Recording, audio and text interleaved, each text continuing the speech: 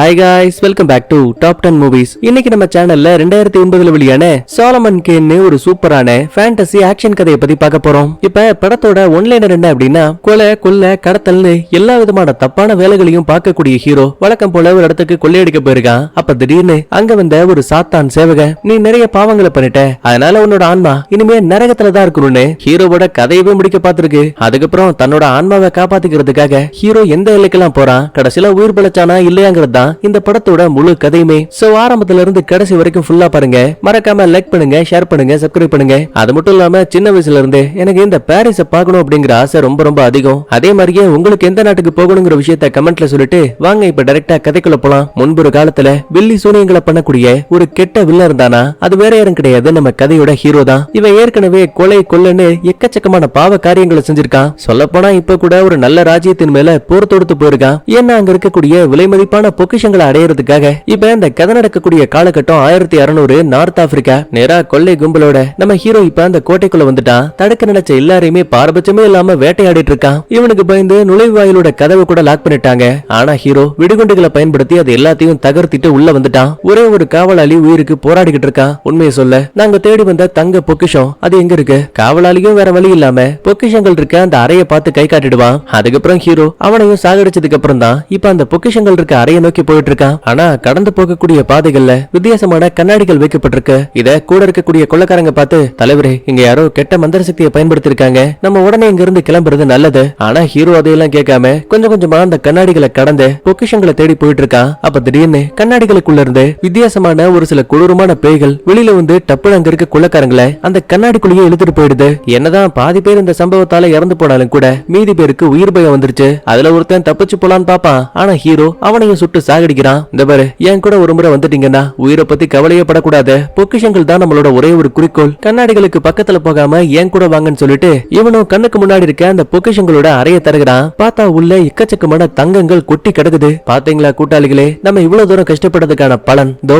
நம்ம கண்ணு முன்னாடியே இருக்கு. இப்படி பேசிட்டு இருக்கும் போதே சடனா ஹீரோ நிக்கக்கூடிய அறையோட கதவு தானா லாக் ஆகுது. கூட்டாளிகள் மொத்த பேரும் கதவுக்கு வெளிப்பக்கத்துல மாட்டிக்கிட்டாங்க. அவசர அவசரமா ஹீரோவும் அந்த கதவை திறக்க ட்ரை பண்றான். ஆனா அந்த கூட்டாளிகள் கடைசியா கத்தக்கூடிய சத்தம் மட்டும் தான் கேக்குது. அப்படின்னா கண்ணாடிக்குள்ள இருந்த பேய்கள் எல்லாம் வெளியில வந்து அவங்க எல்லாரையும் வேட்டையாடிருச்சுன்னு அர்த்தம். நிலைமையை புரிஞ்சுக்கிட்டு ஹீரோ அங்க இருக்க தங்கங்களை எடுக்கலான்னு பக்கத்துல போகும்போது கண்ணுக்கு முன்னாடியே ஹீரோ கொள்ளையடிக்க வந்த இந்த நாட்டோட ராஜா இருக்கா இல்லையா, அவன் ரத்த வெள்ளத்துல இறந்து போய் கிடக்குறான். அவனோட முகமே பாக்குறதுக்கு ஏதோ ஜாம்பி மாதிரி இருக்கு. நம்மளே இப்பதான் உள்ள வந்திருக்கோம், ஆனா யாரா இந்த ராஜாவை கொண்டிருப்பாங்கன்னு ஹீரோவுக்கு அவ்வளவு டவுட். அடுத்த நிமிஷமே அந்த ஒட்டுமொத்த இடமும் பயங்கரமா குளிர ஆரம்பிக்குது. அது மட்டும் கிடையாது, நிறைய ஆன்மாக்கள் ஒன்னா சேர்ந்து அங்க இருக்க சிம்மாசனத்துல ஒரு கருப்பு உருவத்தை உருவாக்குது. சந்தேகத்துல ஹீரோவும் நீ யாருன்னு கேட்பான். பதிலுக்கு அந்த கருப்பா இருக்கணும், நான் தான் சாத்தானோட சேவகன். இந்த உலகத்துல யாரெல்லாம் நிறைய பாவங்களை செய்யறாங்களோ அவங்களோட ஆன்மாக்கள் எனக்கு சொந்தம். அப்படி பார்க்கும்போது எண்ணிக்கையில அதிகமான பாவங்களை செஞ்ச ஒரே ஒரு ஆளு அது நீ மட்டும்தான். அதனால இன்னைக்கு உன்னோட ஆன்மாவை எடுக்கிறதுக்கு தான் நான் இங்க வந்திருக்கேன். அப்படின்னா ஓகே, என் கூட சண்டை போட்டு என்னோட ஆன்மாவை எடுத்துட்டு போ. அதுக்கு அவசியமே கிடையாதுன்னு சொல்லிட்டு அந்த கருப்பு அரக்கன் தான் கையை அசைச்சதுமே ஹீரோ வழிதாங்க முடியாம தொப்புன்னு கீழே விழுந்து மண்டி போடுவான். உன்னோட வாழ்க்கை முடிய போகுது சாலமன் கேன், உன்னோட ஆன்மாவை என்கிட்ட ஒப்படைச்சிருன்னு சொல்லிட்டு ஒரு நெருப்பு வாழை பயன்படுத்தி ஹீரோவோட தலைய துண்டா வெட்ட போற நேரத்துல, தயவு செஞ்சு எனக்கு ஒரே ஒரு வாய்ப்பு கொடு, உன்னோட சாத்தான் கடவுள்கிட்ட சொல்லு, நான் என்னோட பாவங்கள் எல்லாத்தையும் திருத்திக்கிறேன், இதுக்கப்புறம் எந்த ஒரு தப்பும் பண்ண மாட்டேன். முடியாது, நிலைமை கைமீறி போயிடுச்சு, உன்னோட ஆன்மாவை நான் எடுத்துட்டு போயே ஆகணும். ஓ அப்படியா, உன்னால முடிஞ்சா என்னோட ஆன்மாவை எடுத்துக்கோன்னு சொல்லிட்டு கருப்பு அரக்கன் கிட்ட மாட்டாம அங்க இருக்க ஜன்னலை உடைச்சபடி ஹீரோ அங்க இருக்க கடலுக்குள்ள விழுந்து எஸ்கேப் ஆயிடுவான். இங்கதான் கருப்பு அரக்கணும், நீ எவ்வளவு தூரம் ஓடி போனாலும் சரி உன்னோட விதி உங்ககிட்ட திரும்ப வரும்னு சொல்லுவான். இந்த இடத்துல அப்படியே மங்களகரமா டைட்டில் போட்டு படத்த ஆரம்பிக்கிறாங்க. கட் பண்ணா அடுத்த ஒரு வருஷத்துக்கு அப்புறமா இங்கிலாந்துல இருக்கக்கூடிய ஒரு சர்ச்சை காட்டுறாங்க. இங்கதான் ஹீரோவும் ஒரு சின்ன அகதி மாதிரி வாழ்ந்துட்டு இருப்பான். அப்ப அங்க வந்து ஃபாதரும், சாலமன் உங்ககிட்ட கொஞ்சம் தனியா பேசணும். அப்பதான் ஹீரோ உடம்புல எக்கச்சக்கமான கடவுள் சம்பந்தப்பட்ட டாட்டூக்கள் குத்தப்பட்டிருக்க விஷயத்த காட்டுவாங்க. அந்த சாத்தானுக்கு பயந்தே இந்த பைப்ல இவ்வளவு டாட்டூஸ குத்தி வச்சிருக்கான். அதுக்கப்புறமா ஃபாதரும், இந்த பாரு, நீ செஞ்ச பாவங்களுக்கு என்ன பலன் கிடைக்கும்னு நான் கடவுள்கிட்ட தினமும் வேண்ட ஆரம்பிச்சேன். அப்பதான் எனக்கு ஒரு கனவு வந்துச்சு. அதுல நீ இந்த இடத்துல இருக்க கூடாது, உலகத்துல ஒவ்வொருத்தருக்கும் தனித்தனி விதிகள் இருக்கு, அதே மாதிரியே உன்னோட விதியை தேடி நீ உன் வீட்டுக்கு போய் ஆகணும். ஃபாதர், என்ன விளையாடுறீங்களா? கடந்த ஒரு விஷயமா நான் யாருக்கும் எந்த ஒரு பிரச்சனையும் கொடுக்கல. என் சொத்துக்கள் எல்லாத்தையுமே இந்த சர்ச்சுக்கு நான் அர்ப்பணிச்சிருக்கேன். இப்ப திடீர்னு வந்து வெளியில போனா நான் எங்க போவேன்? நான் செஞ்ச பாவங்களும் என்னோட பழைய எதிரிகளும் நான் எப்ப கிடைப்பேன் என்ன சாகடிக்கலான்னு காத்திருக்காங்க. சாலமன், எனக்கும் அது புரியுது, ஆனா உன்னோட விதி இந்த சர்ச்சுக்குள்ள இல்ல, பறந்து விரிஞ்ச இந்த உலகத்துல இருக்கு. அதனால நீ தான் உன்னோட விதியை தேடி கண்டுபிடிக்கணும். இப்ப ஃபாதர் இவ்வளவு சொன்னதுக்கு அப்புறமா ஹீரோவால கேட்காம இருக்க முடியுமா? சரி, எதுக்கும் வெளி உலகத்துக்கு போய் பார்க்கலான்னு பெட்டி படுக்கையை பேக் பண்ணிக்கிட்டு இவன் பாட்டுக்கு கிளம்புறான். அப்ப தூரத்துல இருந்து இந்த விஷயத்த மொட்டை பையனும் ஒரு ஃபாதரும் கவனிக்கிறாங்க. நீங்க அவன்கிட்ட அவனோட பிறப்பு ரகசியத்தை சொல்லிட்டீங்களா? இப்போ வரைக்கும் இல்ல, ஆனா கூடிய சீக்கிரமே அவனே அதை கண்டுபிடிப்பான். இவங்க எதை பத்தி பேசுறாங்கன்னு தெளிவா தெரியல. கட் பண்ண அடுத்து வெளியில வந்த ஹீரோ காடுகளை கடந்து போகும்போது எல்லா திசைகள்லயும் பயங்கரமான பனிப்புடி ஆரம்பிக்குது. அதுலயும் ஒரு சில கிராமங்கள்ல அப்பாவியான நிறைய மக்கள் இறந்து போயிருக்காங்க. இவங்கள சாகடிச்ச ஆள் யாருன்னு தெரியாம ஒரு குழப்பத்தோடைய ஹீரோ அதையெல்லாம் கடந்து போயிட்டு இருக்கான். ஆக்சுவலா இந்த ஒரு கிராமங்கள் மட்டும் கிடையாது, இவன் எத்தனை கிராமங்களை கடந்து போனாலும் சரி அங்கேயும் நிறைய மக்கள் இறந்து போயிருக்காங்க. ஒரு சில பேரை தூக்குல எல்லாம் தொங்க விட்டுருக்கானுங்க. அப்பதான் கரெக்டா வழியில ஒரு குதிரை வண்டி போகுது. அதை ஓட்டிட்டு இருக்க ஆளோட பேரு வில்லியம். ஹீரோவை பார்த்ததுமே, தம்பி உனக்கு பிரச்சனை இல்லனா நீங்களும் என் வண்டியில ஏறிக்கலாம். இல்ல சார் பரவாயில்ல, நான் நடந்து வரேன் அப்படின்னா ஓகேப்பா, பார்த்து பத்திரமா போங்கன்னு சொல்லிட்டு வில்லியம் குதிரையில முன்னாடி போயிடுவாரு. ஆக்சுவலா வில்லியம்க்கு 3 பசங்க இருக்காங்க. அதுல ஒருத்தனை குட்டி பையன் மைண்ட்ல வச்சுப்போம், ரெண்டாவது ஆள அண்ணங்காரன்னு மைண்ட்ல வச்சுப்போம், மூணாவது ஆள நம்ம ஷார்ட்டா ஹீரோயினே மைண்ட்ல வச்சுப்போம். அப்புறம் கடைசியா வில்லியமோட பொண்டாட்டி. இந்த 5 பேரும் தான் அந்த வண்டியில போயிட்டு இருப்பாங்க. அடுத்த கொஞ்ச நேரத்துக்கு அப்புறமா ஹீரோ காட்டுக்குள்ள ஓய்வு எடுத்துட்டு இருப்பான். அப்ப யாரோ இவனை ஃபாலோ பண்ற மாதிரி தெரியுது. சந்தேகத்துல வந்த வழியை கவனிக்கும் போது கரெக்டா பின்பக்கத்துல இருந்து ஒரு கத்தை ஹீரோவோட கழுத்துல படுது. நகராத, உங்ககிட்ட இருக்க பணம் எல்லாத்தையுமே என்கிட்ட கொடுன்னு கொள்ளக்கார பசங்க ஹீரோவை சுத்து போட்டானுங்க. பேக செக் பண்ணி பார்த்தா கூட நம்ம ஆள் கிட்ட பணம் கிடையாது. வெறும் ஒரு சில இந்த போதனைக்கான புத்தகங்கள் மட்டும் தான் இருக்கு. அட பிச்சைக்கார பயலே, பணம் இல்லாம நீலாம் எதுக்குடா வெளியில வர? தோடா பையன் நம்மள பார்த்து முறைக்கிறான், வரியா உனக்கு எனக்கு சண்டை வச்சுக்கலாம். மன்னிச்சிருங்க, நான் சண்டை போட மாட்டேன்னு கடவுளுக்கு வாக்குறுதி கொடுத்திருக்கேன். அமைதியின் வழியை மட்டும் தான் நான் விரும்புறேன். சரி அப்படின்னா உன்னால எந்த யூஸும் கிடையாதுன்னு ஹீரோ மண்டையிலேயே ஒரு கட்டையை வச்சு அடிச்சுட்டு பயப்புள்ளைங்க அங்க இருந்து கிளம்பிட்டாங்க. இங்கதான் ஹீரோவுக்கு தன்னோட சின்ன வயசு வாழ்க்கை ஞாபகத்துக்கு வருது. எல்வின்னு சொல்லப்படக்கூடிய ஒரு மிகப்பெரிய ராஜ்யத்தோட ராஜா, அவரோட பையன் தான் இந்த ஹீரோ. அப்பதான் நைனா பக்கத்துல இருக்க தன்னோட மூத்த புள்ளைய கை காட்டி, சாலமன் நான் இறந்து போனதுக்கு அப்புறமா என்னோட அடுத்த ராஜ பதவி என்னோட பையன் மார்க்கஸ்க்கு தான் கிடைக்க போகுது. அப்பா அவன் ரொம்ப கோவக்காரன், அவனுக்கு அறிவுங்கிற ஒன்னே கிடையாது. அவங்கிட்ட நீங்க பதவியை கொடுத்து என்ன பண்ண போறீங்க? அந்த ஈர வெங்காயம்ல எனக்கு தெரியும். சாலமன் நீ முதல்ல இங்க இருந்து சர்ச்சுக்கு கிளம்பு. யோ நைனா என்ன விளையாடிட்டு இருக்கியா? என்னால ஒரு பாதிரியாரெல்லாம் மாற முடியாது. நான் சொல்றத நீ கேட்கல, ராஜ்யத்துல இருந்து எந்த ஒரு சொத்துக்களும் உனக்கு கிடைக்காது. நீ ஒரு பிச்சைக்கார மாதிரி வெளி உலகத்துல வாழ்ந்தாகணும். துளி கூட யோசிக்காம அந்த நிமிஷமே ஹீரோ அப்பாவோட பேச்ச மீறி தன்னோட ராஜ்யத்தை விட்டு வெளியில வந்திருக்கான். அதுக்கப்புறம் தான் ஹீரோ ஒரு கொள்ளக்காரனாவும் மாறி இருப்பான். இதெல்லாம் நினைச்சு பார்த்து ஹீரோ கண்ண முழிக்கும் போது இவன் ஒரு குதிரை வண்டிக்குள்ள இருக்கான். ஆக்சுவலா வில்லியமோட ஃபேமிலி தான் ஹீரோவை காப்பாத்திருக்காங்க. கண்ணுக்கு முன்னாடி இருக்கிறது ஹீரோயின். அப்ப அவர் கண்ண முழிச்சிட்டாரு. தம்பி கவலைப்படாதப்பா, நீ இப்ப சேஃபா தான் இருக்க. நல்ல வேலை நாங்க காட்ட கடந்து போனதால மயக்கத்துல இருந்த ஒன்ன காப்பாத்த முடிஞ்சது. நேரம் ரொம்ப அதிகமாயிடுச்சுன்னு ஒரு இடத்துல வண்டியை ஸ்டாப் பண்ணிட்டு அவசர அவசரமா கூடாரத்தை ரெடி பண்ணிட்டு இருக்காங்க. ஆளுக்கு ஒரு பக்கத்துல வேலை பார்த்துட்டு இருக்கும் போது ஹீரோவுக்கு சும்மா உட்கார்ந்து இருக்க மனசுல. உடனே வண்டியை விட்டு இறங்கும் போது வில்லியமோட மனைவி, வேணாப்பா நீ ரெஸ்ட் எடு. அட பரவாயில்ல, நீங்க என்னோட உயிரை காப்பாத்திருக்கீங்க. என்னால முடிஞ்ச ஒரு சில வேலைகளை நான் செஞ்சு கொடுக்குறேன். பரவாயில்லையே பையன் ரொம்ப நல்லவனா இருக்கேன்னு அந்த அம்மாவுக்குமே ஹீரோ மேல ஒரு தனி அக்கறை உருவாகுது. அதுக்கப்புறமா அங்க இருக்க ஆத்துக்கிட்ட வந்தவன் தான் உடம்புல இருக்க ஒரு சில ரத்த கரைகளை தொடச்சிட்டு இருப்பான். அப்ப ஹீரோ முதுகுல இருக்க அந்த வித்தியாசமான டாட்டுக்குள்ள ஹீரோயின் தூரத்துல இருந்து கவனிக்கிறா. அதுக்கப்புறமா ஒன்னா உட்கார்ந்து சாப்பிடும் போது பல மாதங்களுக்கு அப்புறமா ஒரு நல்ல உணவு கிடைச்சதால அதை ரொம்ப விரும்பி சாப்பிட்டுட்டு இருக்கான். சரி தம்பி நீ யாரு, எங்க போயிட்டு இருக்க? நான் ஒரு போர் வீரன். உலகத்துல இருக்க நிறைய எதிரிகள் கூட நான் யுத்தம் புரிஞ்சிருக்கேன். இந்த மாதிரிலாம் பேசிட்டு நைட்டு தூங்கிடுவாங்க. அப்ப ஹீரோவுக்கு மறுபடியும் ஒரு சின்ன பிளாஷ்பேக். அதுல ஹீரோ ராஜ்யத்தை விட்டு வெளியில வந்ததுக்கு அப்புறமா இவனோட அண்ணங்கார மார்கஸ் இருக்கான்ல, அவன் மலைக்கு மேல ஒரு பொண்ணோட வாழ்க்கையை கெடுக்க ட்ரை பண்ணிட்டு இருக்கான். இந்த விஷயத்தை பாக்குற ஹீரோவும் மார்கஸ் அவளை விட்டுரு, இப்படி எல்லாம் பண்ணாதன்னு கத்தும் போது இவன் அந்த பொண்ணை அடிச்சு துரத்துட்டு, ஏண்டா நீ ஒரு இழிவான வாரிசு பாத்தியா, அப்பா இறந்து போனதுக்கு அப்புறம் இந்த ஒட்டுமொத்த ராஜ்யமும் எனக்கு சொந்தம். பேசிக்கிட்டே லைட்டா ஹீரோவை அடிக்கும் போது கோவத்துல நம்ம ஆளு கத்திய தூக்குவான். ஆனா மார்கஸ் அந்த கத்தியை பயன்படுத்தியே ஹீரோவோட மூஞ்சில ஒரு மார்க்க போட்டு விட்டான். கோவத்தால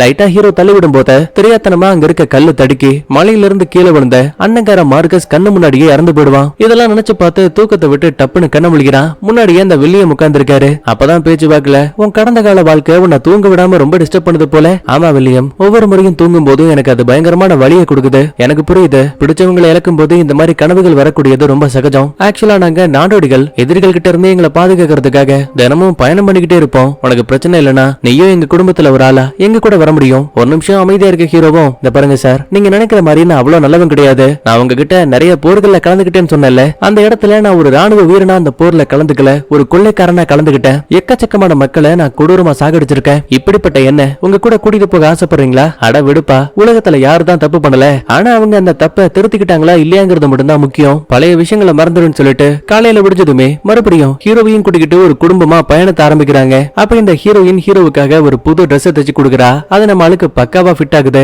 ஆரம்பத்துல என்னதான் இவங்களோட பயணம் ரொம்ப சூப்பரா ஆரம்பிச்சாலும் கூட திடீர்னு வழியில பெரிய வீடு மாதிரியான ஒரு இடம் தீப்பிடிச்சு எரிஞ்சு போயிருக்க விஷயத்த கவனிக்கிறாங்க. ஹீரோவும் அங்க இருக்க இறந்து போயிருக்க மக்களை செக் பண்ணும்போது அவங்களோட கண் பகுதி மட்டும் கருப்பா இருக்கு. அது மட்டும் இல்ல, அங்க இருக்க ஒரே ஒரு தூண் மட்டும் தீப்பிடிச்சு எரிஞ்சு போன மாதிரி இருக்கு. இத பார்த்ததுமே ஹீரோவுக்கு ரொம்ப தெளிவா தெரிஞ்சு போச்சு, இங்க வாழ்ந்துகிட்டு இருந்த மக்கள் ஏதோ ஒரு சூனியக்காரிய பாத்திருக்காங்க. அந்த நெருப்பை வச்சு எரிக்க நினைக்கும் போது அவ இவங்களோட கண்களையும் உயிரையும் எடுத்துக்கிட்டு தப்பிச்சு போயிட்டா. நம்ம ரொம்ப நேரத்துக்கு இந்த இடத்துல இருக்க முடியாது, உடனே இங்க இருந்து கிளம்பி ஆகணும்னு சொல்லும் போது ஹீரோயின் சும்மா இல்லாம அந்த வீட்டை சுத்தி முத்தி கவனிக்கிறா. அப்பதான் ஒரு குட்டி பொண்ணு அழுதபடி உட்கார்ந்துட்டு இருக்க விஷயத்த பாக்குறா. உடனே இவளை காப்பாத்தி பாதுகாப்பா காட்டுக்குள்ள ஒரு டென்ட் கிட்ட கூட்டிட்டு வராங்க.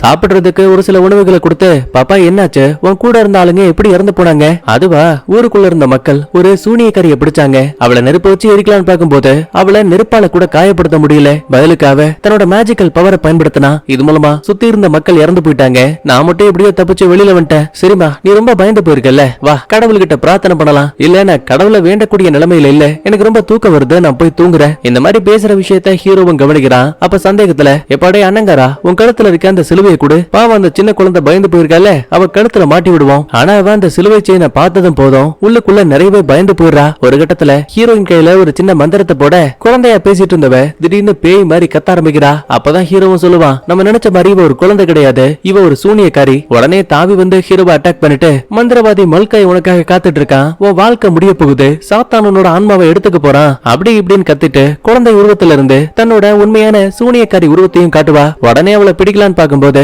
வானத்துல ஒரு காக்காவா மாதிரி பறந்து போயிடுவா. கட் பண்ண அடுத்து ஒரு சின்ன கிராமத்தை காட்டுறாங்க. அப்ப அங்க வந்து ஒரு சில சாத்தான் அடிமைகள் மக்களை அடிச்சு துன்புறுத்த ஆரம்பிக்கிறாங்க. ஒரு சில பேரு மல்காய்னு சொல்லப்படக்கூடிய நம்ம கதையோட வில்லனை எதிர்க்க துணிஞ்சாங்கன்னா அவங்கள சாகடிச்சுட்டு எஞ்சிருக்கக்கூடிய ஆளுங்களை மட்டும் முகமடி தளபதி தன்னோட சாத்தான் கடவுளோட சக்தியை பயன்படுத்தி அவங்கள தங்களோட படைகள்ல ஒரு அடிமையா மாத்திட்டாங்க.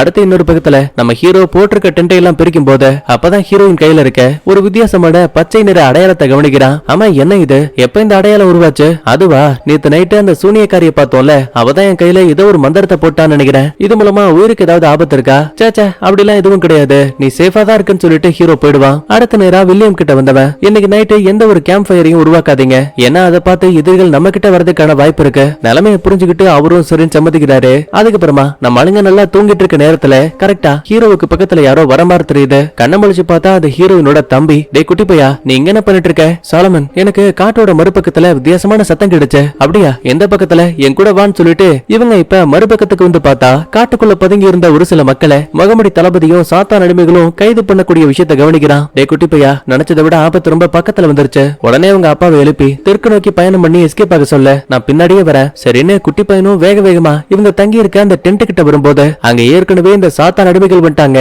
குட்டி பையனோட ஃபேமிலி தப்பிக்கவே முடியாத மாதிரி லாக் பண்ணிட்டாங்க. உடனே இந்த விஷயத்த சாலமன் கிட்ட சொல்லலாம்னு திரும்ப நினைப்பான். ஆனா அடிமைகள்ல ஒருத்தன் குட்டி பையனையும் லாக் பண்ணிட்டான். சாலமன் என்ன காப்பாத்து காப்பாத்துன்னு கத்துவான். இந்த சவுண்ட கேட்டு ஹீரோவும் வேக வேகமா ஓடி வரான். கரெக்டா அதே இடத்துக்கு முகமுடி தளபதி வரான். அடிமையில ஒருத்தன் ஹீரோயின் கையை செக் பண்ணி பார்த்துட்டு, தலைவரே, நம்ம தேடிக்கிட்டு இருந்த பொண்ணு இவதான். சரி அப்படின்னா அவளை உடனே குதிரையில ஏத்த. அப்பதான் கரெக்டா அந்த இடத்துக்கு நம்ம ஹீரோ வரான். வேணாம் வேணாம், தயவு செஞ்சு இவங்க யாரையும் எதுவும் பண்ணாதீங்க. முடியாதுன்னு சொன்னா என்ன பண்ணுவ? எங்க எல்லாரையும் அடிச்சு கொண்டுட்டு போயிடுவியா? இல்ல, நான் யாரு கூடயும் சண்டை போட மாட்டேன்னு கடவுளுக்கு வாக்குறுதி கொடுத்திருக்கேன். சிரிச்சுக்கிட்டே முகமுடிக்காரனும், சரி உனக்கு ஒரு வாக்குறுதியை கொடுக்குறேன். குட்டி பையனை பிடிச்சிருக்க, என்னோட அடியால நீ சாகடிச்சா தாராளமா இந்த ஒட்டுமொத்த குடும்பத்தையும் உனக்காக விட்டுட்டு போறேன். ஆனா ஹீரோவுக்கு அதை பண்றதுக்கு தைரியமே இல்ல. ஏன்னா சாத்தான் கடவுள்கிட்ட இருந்து தன்னோட ஆன்மாவை பாதுகாக்கணும்னா இவன் இதுக்கப்புறமா நல்லவனா வாழ்ந்தா மட்டும்தான் உண்டு. சோ கடைசி வரைக்கும் சண்டை போட மாட்டேன்னு அமைதியா இருப்பான். உடனே முகமுடிக்காரன் இதான் சாக்குன்னு சொல்லிட்டு தாடியால பயன்படுத்தி கண்ணுக்கு முன்னாடியே அந்த குட்டி பையன் இருந்தால அவனோட கழுத்தை அறுத்து கொன்றுவானுங்க. வில்லியம் ஃபேமிலியால இதை பார்த்து பொறுக்க முடியல. ஹீரோவுக்குமே ரொம்ப கஷ்டமா போயிடுச்சு.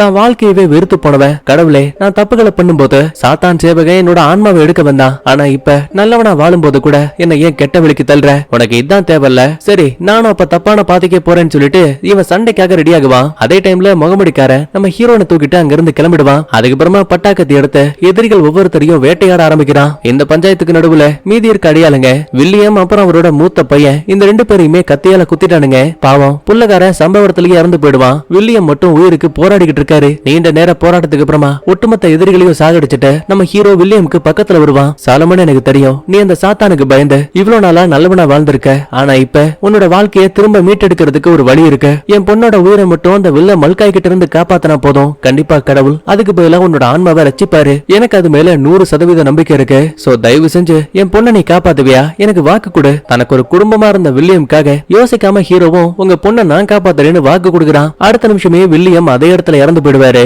அப்ப வில்லியமோட மனைவி, இந்தப்பா இந்த வாழைப்படி, என் பொண்ணை காப்பாத்திட்டு திரும்ப இதே இடத்துக்கு வான்னு சொல்லுவாங்க. உடனே ஹீரோவும் பக்காவா கத்திகளையும் துப்பாக்கியவும் தூக்கிட்டு நேரா இப்ப சண்டைக்காக குதிரை மூலமா கிளம்புறான். ஒரு பக்கத்துல அந்த முகமுடியோட அடியாளுங்க ஹீரோயினை கூட்டிக்கிட்டு தனித்தனி பாதையில பிரியுறாங்க. ஏன்னா ஹீரோவை டைவர்ட் பண்றதுக்கு கண்டுபிடிக்கிறதுக்காக. இது மூலமா நினைச்ச மாதிரியே ஹீரோ அந்த எதிரிகள்ல பாதி பேரை அழிச்சாலும் கூட நம்ம ஹீரோயினை மட்டும் இன்னும் கண்டுபிடிக்கவே முடியல. அதுக்கு பதிலா வில்லனால பிடிபட்ட நிறைய மக்களோட உயிரை காப்பாத்தினான். அதுல ஒரு பொண்ணு கிட்ட ஹீரோயினோட அம்மா கொடுத்த சின்ன லாக்கெட்டை காட்டி, இதுல இருக்க பொண்ணை நீ பாத்திருக்கியா? இல்ல நான் பாக்கல. இந்த மாதிரி எவ்வளவு தேடினாலுமே ஹீரோயினை பத்தி ஒரு சின்ன தடயம் கூட கிடைக்கல. இன்னொரு பக்கத்துல தளபதி ஹீரோயினையும் அவ கூட ஒரு சில அடிமைகளையும் ஒரு கூண்டுக்குள்ள அடைச்சு கொஞ்சம் கொஞ்சமா அந்த வில்லன் கோட்டையை நோக்கி தூக்கிட்டு போயிட்டு இருக்கான். இன்னொரு பக்கத்துல ஹீரோவுக்கு என்னாச்சுன்னு பார்க்கும்போது மக்கள் அந்த வில்லன் மல்காய்க்காக பயந்து கொட்டக்கூடிய மலையை கூட பெருசா கண்டுக்காம ஏதோ ஆடு மாடு மாதிரி கூட்டம் கூட்டமா நடந்து போறாங்க. இப்ப அந்த இடத்தை தாண்டி நம்ம ஹீரோ வரும்போது வழியில ஒரு சர்ச்சை கவனிக்கிறான். நேரா உள்ள வந்தவன், கடவுளே நான் தவறான பாதைகள்ல போக கூடாதுன்னு எவ்வளவோ கஷ்டப்பட்டேன். ஆனா விதி மறுபடியும் என்ன ஒரு கொலைகாரனா மாத்திருச்சு. சாகிறதுக்கு முன்னாடி அந்த வில்லியம் என்கிட்ட சொன்னாரு, ஹீரோயினோட உயிரை காப்பாத்தனா என்னோட பாவங்கள் மன்னிக்கப்படும், அதுக்கு பேரா சாத்தான் பிசாசால என்னோட ஆன்மா விடுவிக்கப்படும். சோ தயவு செஞ்சு கடவுளான நீங்க தான் எனக்கு எப்பவுமே துணையா இருக்கணும்னு வேண்டுவான். அப்ப பின்பக்கத்துல இருந்து எவனோ ஒருத்தன் ஹீரோவை அடிக்க வருவான். ஆனா அதுக்குள்ளேயே நம்மால கழுத்துல கத்திய வைக்கிறான். பார்த்தா அது ஒரு தாடிக்காரன். கூடவே இந்த சர்ச்சோட ஃபாதர். என்ன பார்த்து பயப்பட வேண்டிய அவசியம் கிடையாது, நான் இங்க வந்தது கடவுள் கிட்ட பிரார்த்திக்கிறதுக்காக மட்டுமே. சரி அப்படின்னா இன்னைக்கு நைட்டு மட்டும் இந்த இடத்துல தங்கிட்டு போன்னு ஃபாதரும் பர்மிஷன் கொடுக்குறான். அப்பதான் சந்தேகத்துல ஹீரோவும், ஆமா அந்த வில்ல மல்காய பத்தி உங்களுக்கு ஏதாவது தெரியுமா? அவனா ஒரு கொடுங்கோல் அரக்க. சாத்தான் மூலமா அவனுக்கு ஏதோ சக்திகள் கிடைச்சுதான். இப்போ வரைக்கும் அந்த மல்காய யாரும் பார்த்தது கிடையாது. கோட்டையை விட்டு அவன் வெளியில வரவே மாட்டான். தனக்கான வேலைகளை தன்னோட தளபதியான முகமடிக்காரனை வச்சே முடிச்சுப்பான். சரி இப்ப அவங்க எங்க இருக்காங்கன்னு தெரியுமா? தெற்குல இருக்க கிராமங்களை தாக்க போனாங்க, அது மட்டும் தான் எனக்கு தெரியும். அப்படின்னா காலையிலேயே நான் இந்த இடத்தை விட்டு கிளம்பியாகணும். தம்பி உன்னால அவங்கள தனியா சமாளிக்க முடியுமா? வேற வழி இல்ல, எனக்கு முக்கியமான பொண்ணு அவங்க தான் கடத்திட்டு போயிருக்காங்க. இப்படி பேசிக்கிட்டே தூங்கலான்னு பாக்கும்போது கரெக்டா ஹீரோவுக்கு ஏதோ ஒரு சில தீய சக்தி எல்லாம் இங்க வர மாதிரியான சத்தம் கேக்குது. அப்பதான் ஃபாதரும், தீய சக்தி வெளியில இல்ல, அது ஏற்கனவே இங்கதான் இருக்கு. எது இந்த சர்ச்சுக்குள்ள இருக்கா? நீ எதை பத்தி பேசிட்டு இருக்க? நீயே பாருன்னு சொல்லிட்டு தரைக்குள்ள இருக்க ஒரு ரகசியமான கதவை திறக்கும் போது உள்ள ஏற்கனவே எக்கச்சக்கமான தீய சக்தி எல்லாம் இருக்கு. ஆமா இதெல்லாம் எப்படி இங்க வந்துச்சு? அதுவா பல வருஷங்களுக்கு முன்னாடி இந்த கிராமத்துல வாழ்ந்த மக்கள் எல்லாருமே ஒரு தீய சக்தியால பாதிக்கப்பட்டு இந்த மாதிரி மாறிட்டாங்க. அதனாலதான் அவங்க எல்லாரையும் நான் இங்க கொண்டு வந்து அடைச்சு வச்சேன். யோ அப்படின்னா மொத்த பெரிய எரிச்சு சாகடிக்க வேண்டியதானே? அஸ்கு புஸ்கு, என்னைக்காச்சும் ஒரு நாள் என்ன ஏதாவது தீய சக்தி தாக்க வந்தா கண்டிப்பா இதுங்களை பயன்படுத்தி என்னோட உயிரை நான் காப்பாத்திப்பேன். அதுக்காக தான் இதுங்க எல்லாத்துக்கும் நான் தீனி போட்டு வளர்க்கிறேன். அப்படியா இதுங்களுக்கு என்ன தீனி கொடுப்ப? உன்ன மாதிரியான முட்டா பீச தான் சொல்லிட்டு டக்குன்னு ஹீரோவா அந்த குழிக்குள்ள தள்ளி விட்டுருவாங்க. அட சண்டால பாவி, கூட இருந்து கோத்து விட்டேன்னு ஹீரோவுக்கு வைத்த கலகுது. அதுக்கப்புறமா அங்க இருக்க ஒட்டுமொத்த அரக்க மனிதர்களும் நம்ம ஹீரோவை அட்டாக் பண்ண வராங்க. இவன் கத்திகளை வச்சு என்னதான் வெட்டி சாகடிச்சாலும் கூட எண்ணிக்கையில ரொம்ப அதிகமா இருக்காங்க. சோ உயிருக்கு பயந்து ரொம்பவே கஷ்டப்பட்டு அந்த பில்டிங்கோட பின் கதவு வழியா வெளியில வந்துட்டாங்க. ஹீரோவோட நல்ல நிறமோ என்னமோ தெரியல, நிலவோட வெளிச்சத்தால அந்த தீய சக்திகளால வெளியில வர முடியல. உடம்ப பயங்கரமா காயப்படுத்தது. சோ அந்த கேவுக்குள்ளேயே அதுங்க எல்லாம் மாட்டிக்கும். அப்பாடா தப்பிச்சுட்டோன்னு பெருமூச்சு விடும்போது கரெக்டா அந்த ஃபாதரோட தலை துண்டா வெட்டப்பட்டு ஹீரோவுக்கு முன்னாடி வந்து விழும். யாரு என்னன்னு கவனிக்கும் போது ஒரு சீன்ல ஒரு சில கொள்ளக்காரங்க நம்ம ஹீரோவை காட்டுக்குள்ள அடிச்சு மயங்க வச்சுட்டு போயிருப்பானுங்கல்ல, அதே ஆளுங்க தான் திரும்ப எங்க வந்திருக்காங்க. ஆனா இப்ப அவனுங்க வில்லனோட அடிமைகளா இருக்கானுங்க. என்ன தம்பி இந்த ஃபாதர் உன்னோட ஃப்ரெண்டா? அச்சோ பாவம், தெரியாதனமா அவன் தலையை விட்டுட்டோமே. ஆனா கொடுமையை பாரு, போன தடவை மாதிரி நீ மறுபடியும் எங்க கிட்டயே வந்து மாட்டிக்கிட்ட. பாவம் இவனுக்கு சண்டை போட தெரியாதுடா. டே பாத்து பொறுமையா கொள்ளுங்கடா. அப்ப ஒரு மொட்டை பையன் ஹீரோவை சாகடிக்கலான்னு பக்கத்துல வரும்போது நம்மால் சும்மா இருப்பானா? முன்னாடிதான் கொலைய பண்ண மாட்டேன்னு வாக்குறுதி கொடுத்திருந்தான். ஆனா இப்ப பாரபட்சமே இல்லாம மொத்த பேரோட கதையை முடிச்சிட்டு ஒரே ஒருத்தனை மட்டும் அரக்க மனிதர்களை அடைச்சு வச்சிருக்கக்கூடிய சுரங்கம் இருக்குல்ல அதுக்கு பக்கத்துல கொண்டு வரான். உள்ள இருந்து அந்த அரக்க மனிதர்கள் இவனை கடிச்சு சாப்பிடணும்னு வெறியோட காத்திருக்காங்க. பயமா இருக்குதா? கவலைப்படாத, நான் கேட்கிற கேள்விக்கான பதில சொன்னா கண்டிப்பா நான் உன்னை விட்டுருவேன். தோ இந்த லாக்கெட்ல இருக்க பொண்ண மல்கா இப்ப எந்த பக்கம் கூட்டிட்டு போயிட்டு இருக்கான்? பயந்து போன தாடிக்காரனும் அவ ஏற்கனவே இறந்து போயிட்டா. மல்கா எவ்வளவு சாகடிச்சிட்டான்? இல்ல நீ போய் சொல்ற, கண்டிப்பா ஹீரோயின் இறந்து போயிருக்க மாட்டா. உண்மையை சொல்லு. எப்பா நான் தான் சொல்றேன்லப்பா, எனக்கு என்னோட ஊர் தான் முக்கியம். நிஜமாவே ஹீரோயின் இறந்து போயிட்டான்னு சொல்லும் போது ஹீரோவால கோவத்தை தாங்கவே முடியல. தாடிக்காரன அங்க இருக்க குழிக்குள்ளிய தள்ளி விட்டுட்டு பயங்கரமா கத்துறான். ஏன்னா ஹீரோயினை காப்பாத்தினா மட்டும்தான் இவனோட ஆன்மா இவனுக்கு திரும்ப கிடைக்கும். அந்த சாத்தான் பிசாசு கிட்ட இருந்து தப்பிக்கவும் முடியும். ஆனா இப்ப அவளே இறந்து போனதால சாத்தான் வர போறான், தன்னோட ஆன்மாவை எடுத்துக்க போறான்னு எக்கச்சக்கமான பயத்தோட இருக்கான். அதுக்கப்புறமா இந்த இடத்தை விட்டு பயணம் பண்ணி ஒரு கிராமத்துக்கு வரான். அங்க இருக்க சரக்கு கடையில ஃபுல்லா வாங்கி குடிக்கிறான். இதை கவனிக்கக்கூடிய ரெண்டு பேரு ஹீரோவுக்கு பக்கத்துல வந்து, முதலாளி நீங்க சாலமன் தானே? கொள்ளைக்கார கும்பலோட தலைவனே நீங்க தான். உங்களை தேடி நாங்க காடு மேடுன்னு எல்லா இடங்களையும் அலைஞ்சோம். ஆனா கடைசி வரைக்கும் கண்டுபிடிக்க முடியல. சோ வேற வழி இல்லாம சாதாரண மக்களோட சேர்ந்து எங்களோட வாழ்க்கையை ஆரம்பிச்சோம். ஆனா இப்ப அந்த வில்ல மல்காய் யாரையும் பாரபட்சம் இல்லாம சாகடிச்சிட்டு இருக்கான். அவங்களை எதிர்த்து அழிக்கணும்னா எனக்கு உங்களோட உதவி தேவை. ஏற்கனவே கோவத்துல இருக்க ஹீரோவும், ஏண்டா என்னோட ஆன்மாவே அந்த சாத்தான் கிட்ட போக போகுது, இதுக்கப்புறம் உங்க கூட ஒண்ணு சேர்ந்து அந்த வில்லனை எதிர்த்தா என்ன எதிர்க்கலனா என்ன, சரதான் போங்கடான்னு சொல்லிட்டு அந்த பில்டிங்கோட ஒரு மூலையிலேயே படுத்து தூங்க ஆரம்பிக்கிறான். அடுத்த கொஞ்ச நேரத்துக்கு அப்புறமா அந்த இடத்துக்கு வில்லனோட அடிமைகள் வராங்க. தீப்பந்தத்தை பயன்படுத்தி ஹீரோ எங்க தூங்கிட்டு இருக்காங்கிற விஷயத்த கண்டுபிடிச்சு அவனை பணைய கைதி மாதிரி பிடிச்சிட்டானுங்க. ஆக்சுவலா இவனை மட்டும் கிடையாது, இந்த கிராமத்துல இருக்க எக்கச்சக்கமான மக்களை சாகடிச்சு மீதி இருக்க 2-3 பேரை மட்டும் இயேசுவை எப்படி சிலுவையில அரைஞ்சாங்களோ அதே மாதிரியே ஹீரோவோட 2 கைகள்லயும் ஆணி அடிச்சு அலைக்கா மேல தொங்க விட்டானுங்க.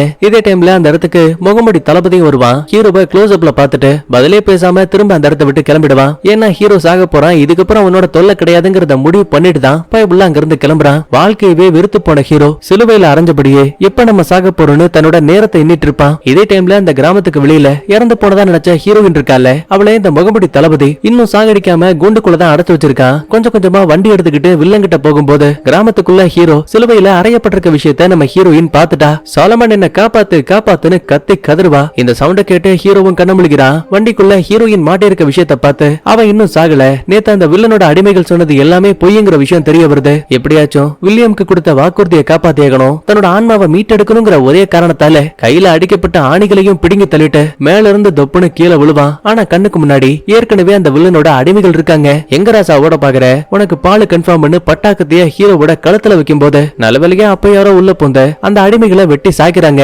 என்னன்னு பார்த்தா நேத்து 2 பேரு ஹீரோ கிட்ட முதலாளின்னு பேசிருப்பானுங்கல்ல, அந்த பைபிளைங்க தான் ஒரு டீமா ஒண்ணு சேர்ந்து மறைஞ்சிருந்து சரியான நேரத்துல அட்டாக் பண்ணிருக்காங்க. நம்ம ஹீரோவையும் காப்பாத்திருக்காங்க. அடுத்த கொஞ்ச நேரத்துக்கு அப்புறமா ஹீரோ கண்ண முழிக்கும் போது காட்டுக்குள்ள இருக்க ஒரு கேவ்ல இருக்கான். பக்கத்திலேயே ஒரு தாய் கிழவி கூப கூப கூபன்னு மந்திரத்தை போட்டுட்டு இருக்கா. அடியே தாய் கிழவி, போலி மந்திரங்களை பயன்படுத்தி என்னையே ஏமாத்த பாக்குறியா? அட நாசமா போனவனே, என் மந்திரங்கள் தான் உன்னோட உயிரை திரும்ப காப்பாத்திருக்கு. உனக்கு போய் ஹெல்ப் பண்ண வந்தல்ல, எனக்கு இதுவும் தேவை இன்னும் தேவைன்னு கிளவி திட்டிட்டு அமைதியா அந்த இடத்தை விட்டு கிளம்பிடுச்சு. அதுக்கப்புறமா பக்கத்துல வந்த அல்லக்கையும், முதலாளி எனக்கு தெரியும் நீங்க தான் சாலமன் கேன், நல்லா ஓய்விடுங்க, உடம்பு சரியானதுக்கு அப்புறமா கண்டிப்பா நம்ம ஒரு போருக்கு போயாகணும். இப்படி பேசிட்டு அடியால் அங்க இருந்து போனதுமே ஹீரோ தன் கையில கட்டிருக்கக்கூடிய துணியை விலக்கி பாக்குறான். நேத்துதான் இவனோட கைகள்ல அந்த ஆணிகளே அடிக்கப்பட்டிருக்கும்ல, ஆனா இப்ப தன் கையில எந்த ஒரு காயங்களும் இல்ல, தழும்புகளும் இல்ல. அப்படின்னா கடவுள் தான் அந்த தீய சக்தியை அழிக்கிறதுக்கு உதவி பண்றாருங்கிற விஷயத்த ஹீரோ புரிஞ்சுக்க ஆரம்பிக்கிறான். உடனே அவசரமா உடைய மாத்திக்கிட்டு ஆயுதங்களை தூக்கிட்டு கிளம்ப நினைக்கும் போது அடியால் உள்ள போந்து, சாலமன் எங்க போறீங்க?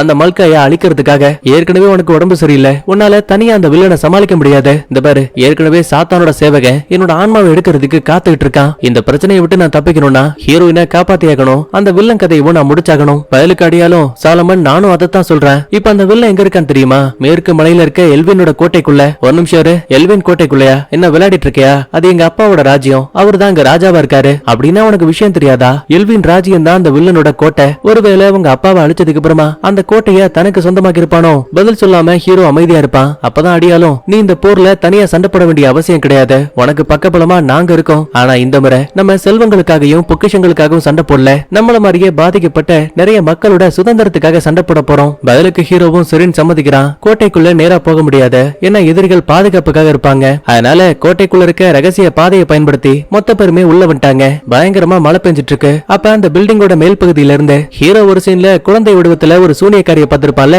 அந்த கிழவி கையில ஒரு வெடிகுண்டை தூக்கிட்டு கேக்க பகன் சிரிச்சுக்கிட்டு பக்கத்துல வந்துட்டு இருக்கு. என்ன சாலமன், சொன்ன மாதிரியே நீ மல்காய் கிட்ட வந்திருக்க, உன்னோட உயிர் அவன் கையில தான் போகுதுன்னு தான் கையில இருக்க வெடிகுண்டை தூக்கி போடுவா. அதே டைம்ல ஹீரோ குறி வச்சு தன் கத்தியை தூக்கி போடும் போது சூனியக்காரி உடம்புல பட்டு பயபுள்ள அல்பாயுசுல மேல போயிட்டா. அதே டைம்ல இவ தூக்கி போட்ட வெடிகுண்டு தரையில வெடிச்ச வேகத்துக்கு ஒட்டுமொத்த எதிரிகளும் இப்ப அங்க வந்துட்டாங்க. கூட்டாளிகள் ஒரு பக்கத்துல பயங்கரமா சண்டை போடுவாங்க.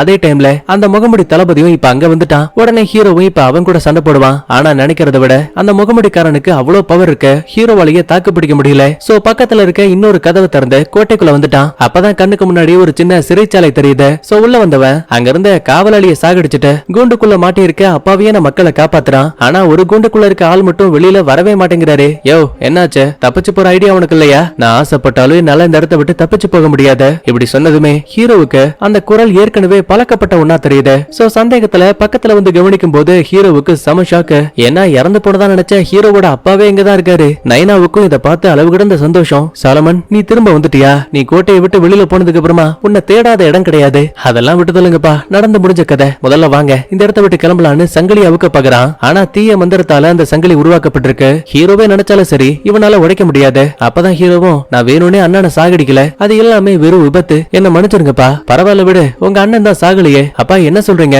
மார்க்கஸ் மலையில இருந்து கீழே விழுந்த விஷயத்த நானே பார்த்தேன். ஆமா, அது வரைக்கும் மட்டும்தான் உனக்கு தெரியும். அதுக்கப்புறம் அண்ணன் மார்க்கஸை காப்பாத்தி மேல கொண்டு வரும்போது உடம்புல இருந்த நிறைய பாகங்கள் நொறுங்கி போயிடுச்சு. அவனோட உயிரை காப்பாத்துறதுக்காக உலகத்துல இருக்க எல்லா மருத்துவர்களையும் நான் வர வச்சேன். ஆனா எதுவுமே வேலைக்காகல. நீயும் எங்க போயிட்டேன்னு தெரியல. ராஜ்யத்தை பாத்துக்க கடைசி வாரிசா இருக்கக்கூடிய மார்க்கஸையாச்சும் காப்பாத்தலாமேன்னு வேற வழி இல்லாம தீய மந்திரவாதியான மல்காயை இங்க வர வச்சேன். ஏதேதோ சடங்குகளை பண்ணி இறந்து போனவன் அண்ணனை வில்லனுக்கு திரும்ப உயிரை கொடுத்தான். ஆனா அவன் ஒரு மனுஷனா வரல, அதுக்கு பதிலா ஒரு கொடூரமான பேயா வந்தான். அது வேற யாரும் கிடையாது, அந்த முகமூடி தளபதி. இப்ப அவன் தான் மல்கையோட சிறந்த அடிமை. நம்ம பேசுற எதையும் அவனால கேட்கவும் முடியாது, சொல்ற விஷயத்த பண்ணவும் முடியாது. ஏன்னா முழுக்க முழுக்க வில்லன் கட்டுப்பாட்டுக்குள்ள இருக்கான். இந்த பாரு மகனே, எனக்கு ஒரு வாக்குறுதி கொடு. உன் அண்ணனை அந்த தீய மந்திரத்துல இருந்து நீ தான் காப்பாத்தணும். அது மட்டும் இல்ல, எனக்கு ரொம்ப நாளா இந்த சிறைக்குள்ள மாட்டிருக்க விருப்பம் இல்ல. உன்னை நாட்டை விட்டு வெளியில அனுப்புனதுக்காகவும் உன்னோட அண்ணனை ஒரு அரக்கனா மாத்தினதுக்காகவும் என்னை இதே இடத்துல சாகடிச்சு எனக்கான விடுதலையை கொடு. அப்பா வேணாப்பா, இப்படி எல்லாம் பண்ண வேண்டிய அவசியம் கிடையாது. தம்பி நிலைமையை புரிஞ்சுக்கோ. என் கையில மந்திர காப்புகள் இருக்கு, இதை தாண்டி என்னால வெளியில போக முடியாது.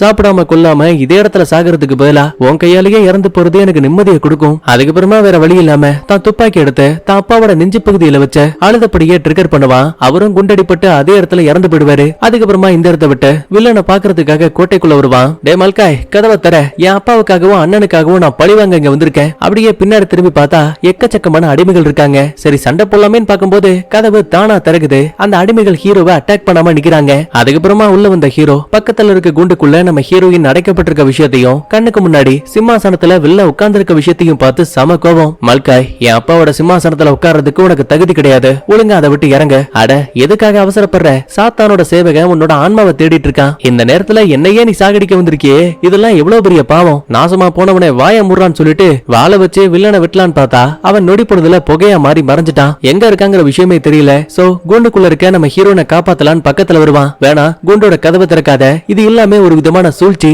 அட போமா, சூழ்ச்சியாவது வீழ்ச்சியாவதுன்னு சொல்லிட்டு இவனும் குண்டோட கதவை திறந்ததுமே பின்னாடி வந்த முகமூடி தளபதி, அதாங்க ஹீரோவோட அண்ணன், வாழ வச்சு தோள்பட்டையிலேயே ஒரு குத்து. தடுமாறி கீழே விழுந்தவன் தான் அண்ணன் கூட சண்டை போடலாமா வேணாமான்னு குழப்பத்துல இருக்கும் போது அங்க இருக்க வில்ல மல்காயா பாருங்களேன். ஏண்டா இவ்வளவு கஷ்டப்பட்ட அந்த ஹீரோயினை ஏன் இங்க கொண்டு வந்த தெரியுமா? என்ன அவளுக்கு தான் தெய்வீக ரத்தம் இருக்கு. பல வருஷங்களா சாத்தான் உலகத்தோட கதவை திறக்க முடியாம நான் கஷ்டப்பட்டு இருக்கேன். இந்த புனித ரத்தம் தான் அந்த கதவை திறக்கிறதுக்கான சாவி. நிலைமையை புரிஞ்சுக்கிட்டு ஹீரோ தான் அண்ணன் மார்க்கஸ் கூடயே சண்டை போட ஆரம்பிக்கிறான். ஒரு கட்டத்துல தலையில மாட்டிருக்க அந்த முகமுடி எடுக்கும் போது மூஞ்சி பாக்குறதுக்கு நல்லா சர்வ லட்சணமா இருக்கு. இப்போ வரைக்குமே இந்த அண்ணங்காரன் முழுக்க முழுக்க வில்லன் கட்டுப்பாட்டுக்குள்ளதான் இருக்கான். அதனால அண்ணங்கார உடம்பு ஃபுல்லா நெருப்ப கொளுத்தி விட்டு என்ன மன்னிச்சிருனா, தீய மந்திரங்களால நீ கஷ்டப்பட வேணாம், சொர்க்கத்திலேயாச்சும் போய் நிம்மதியாருன்னு வாளை பயன்படுத்தி அண்ணங்காரன் தலையை வெட்டி மொத்தமா கதையவே முடிச்சுட்டான். அடுத்து வில்லனை அட்டாக் பண்ணலான்னு பார்க்கும்போது கரெக்டா ஹீரோயின் கையை வெட்டி அதுல இருந்து வெளியக்கூடிய ரத்தத்தை நரகத்தோட கதவுகளை தெளிச்சு விட்டான். அவ்வளவுதான், புனித ரத்தம் பட்டதுமே இப்ப அந்த கதவு திறந்துருச்சு. உள்ள இருந்து உடம்பு ஃபுல்லா நெருப்போட ஒரு மிகப்பெரிய அரக்கன் வெளியில வரான். உடனே சாலமன் கேனோட கதையை முடின்னு வில்ல சொன்னதுமே கொஞ்சம் கொஞ்சமா அந்த அரக்கன் ஹீரோவை அட்டாக் பண்றதுக்கு பக்கத்துல வந்துட்டு இருக்கு. நம்மளால முடிஞ்ச வரைக்கும் அங்க எங்கன்னு குட்டி கர்ணமெல்லாம் அடிச்சு எஸ்கேப் ஆயிட்டு இருக்கான். கண்டிப்பா இவ்வளவு பெரிய அரக்கனை எதிர்த்து ஹீரோவால ஜெயிக்க முடியாது. சோ நிலைமையை புரிஞ்சுக்கிட்டு, டே வில்லா, நீயும் நானும் ஒரு டீல் வச்சுக்கலாம். என்னோட ஆன்மாவை விருப்பப்பட்டு நானே உங்ககிட்ட கொடுக்குறேன். ஆனா அதுக்கு பதிலா ஹீரோயினை நீ உயிரோட போக விடணும். அப்பவுமே அந்த வில்லன் சும்மா இல்லாம கத்திய பயன்படுத்தி ஹீரோனை சாகடிக்க நினைக்கும் போது ஹீரோ சும்மா இருப்பானா? அசந்த நேரத்துல துப்பாக்கியை வச்சு நெத்தி போட்லயே ஒரு ஷாட். வில்லன் இறந்து போனதுமே இவனால உருவாக்கப்பட்ட அந்த நரகத்தோட கதவு லாக் ஆகுது. வெளியில வந்த அரக்கனும் மறுபடியும் அந்த நரகத்துக்குள்ளேயே போயிடுவான். ஒரு கட்டத்துல எல்லா பிரச்சனையுமே முடிஞ்சு போச்சு. ஆனா ஹீரோ மட்டும் மயக்கத்துல இருக்கான். பயந்து போன ஹீரோயின் சாலமன் கண்ணமொழின்னு கதறி அழுதுட்டு இருக்கா. சொல்ல போனா கொஞ்ச நேரம் ஹீரோ இறந்தே போயிடுவான். ஆனா திடீர்னு அவனுக்கு திரும்ப உயிர் கிடைக்குது. அதாவது வில்லியம் சொல்லிருப்பார்ல, நீ செஞ்ச பாவங்களுக்கான தீர்வு என் பொண்ணை காப்பாத்து, அது மூலமா சாத்தானோட சேவகன் உன்னோட ஆன்மாவை விடுவிச்சிருவான்னு சொல்லிருப்பார்ல, அதே மாதிரிதான் ஒரு தூய ஆன்மாவை ஹீரோ காப்பாத்தினதால கடவுள்களே ஹீரோவுக்கு திரும்ப அவனோட உயிரை கொடுத்து அவனோட பாவங்களையும் மன்னிச்சிருக்கு. ஹீரோ ஹீரோயின் ஒன்னா சேர்ந்து ஒரு குடும்பமா சந்தோஷமா வாழ போற மாதிரி காட்டி அப்படியே இந்த இடத்துல சூப்பரா படத்தையும் முடிக்கிறாங்க. நான் சொன்ன இந்த கதை தெளிவா புரிஞ்சிருக்கும் நம்புறேன். சரி ஓகே, அடுத்த ஒரு சூப்பரான தர மனப்படத்தோட வரங்க. பாய்.